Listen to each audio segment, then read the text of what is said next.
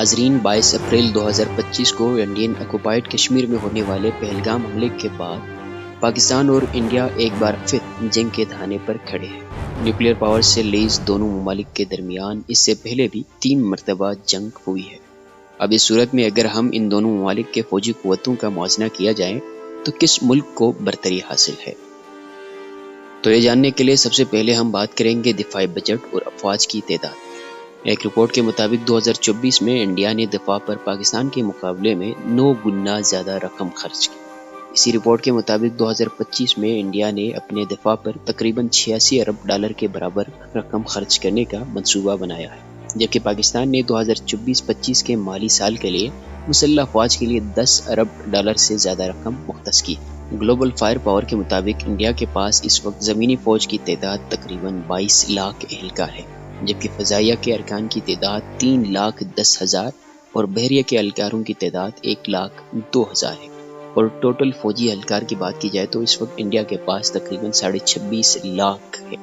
اس کے مقابلے میں پاکستانی افواج میں بری فوج کے تقریباً 13,10,000، بحریہ کے 1.25 لاکھ، جبکہ فضائیہ کے 78,000 کے اہلکار ہے۔ اب بات کرتے ہیں فضائی قوت کے بارے میں۔ انڈین ایئر فورس، جسے دنیا کی چوتھی بڑی ایئر فورس مانا جاتا ہے، اسے پاکستان پر واضح برتری حاصل ہے۔ انڈین ایئر فورس کے پاس طیاروں کی 31 اسکواڈرن ہے، جبکہ پاکستان ایئر فورس کے پاس 11 اسکواڈرن ہے۔ گلوبل فائر پاور کے اعداد و شمار کے مطابق انڈیا کے پاس جہاں 2229 طیارے ہیں، وہی پاکستان کے پاس موجود طیاروں کی تعداد تقریباً 1400 ہے۔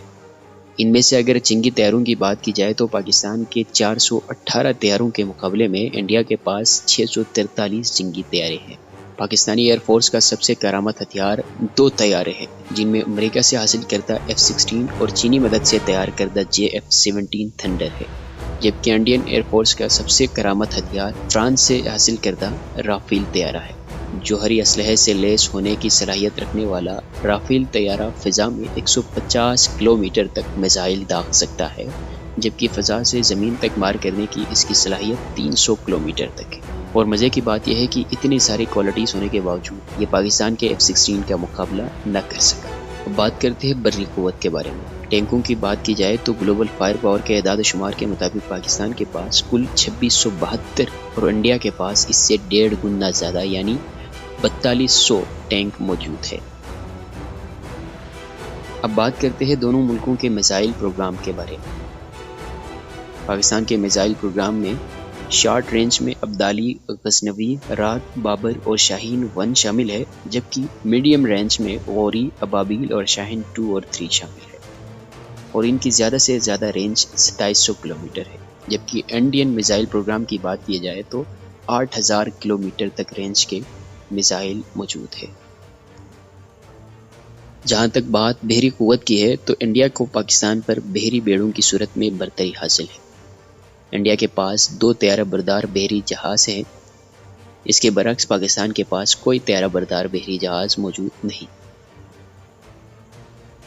گلوبل فائر پاور کے مطابق انڈین بحریہ کے پاس کل 293 بحری اثاثے ہیں، جبکہ پاکستان کے کل بحری اثاثوں کی تعداد 121 ہے۔ بات اگر ڈرونز کی جائے تو پاکستان اور انڈیا دونوں ڈرونز کی تعداد میں اضافہ کر رہے ہیں۔ دونوں کی جانب سے نہ صرف کئی غیر ملکی ڈرونز خریدے گئے ہیں، بلکہ خود بھی اس ٹیکنالوجی کو تیار کیا گیا ہے، جو بنا پائلٹ کے دشمن پر نگرانی، جاسوسی یا اہداف کو نشانہ بنانے کی صلاحیت رکھتی ہے۔ اگر ڈرون کے لحاظ سے انڈیا اور پاکستان کی عسکری صلاحیتوں کا موازنہ کیا جائے تو یہ معلوم ہوتا ہے کہ دونوں ممالک نے ماضی قریب میں اسے اضافہ کیا ہے۔ جوہری ہتھیار کی بات کی جائے تو انڈیا اور پاکستان دونوں کے پاس جوہری ہتھیار موجود ہے۔